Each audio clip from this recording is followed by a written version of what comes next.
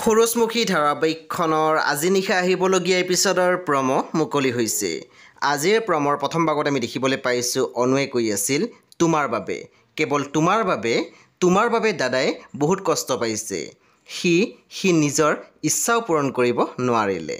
তাৰপিছত আমি প্ৰমোদ দেখিবলৈ পাইছোঁ শেৱালীক মাহীয়েকে কৈ আছিল এই অসুৰটোৱে আমাৰ পিছা নেৰিব যেনে পাইছোঁ, ক'তো শান্তিত থাকিব নোৱাৰি।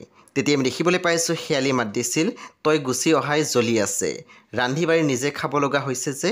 তাৰপিছত আমি প্ৰমোদ দেখিবলৈ পাইছোঁ সোণে কৈ আছিল পত্নী হৈছে ঘৰৰ লখিমী, লখিমীৰ হাতত পইচা থাকিলে স্বামীৰ উন্নতি হয়, গতিকে মোৰ উন্নতি হোৱাটো তুমি নিবিচাৰা জানো? তেতিয়া শেৱালী মাত দিছিল বিচাৰোঁ।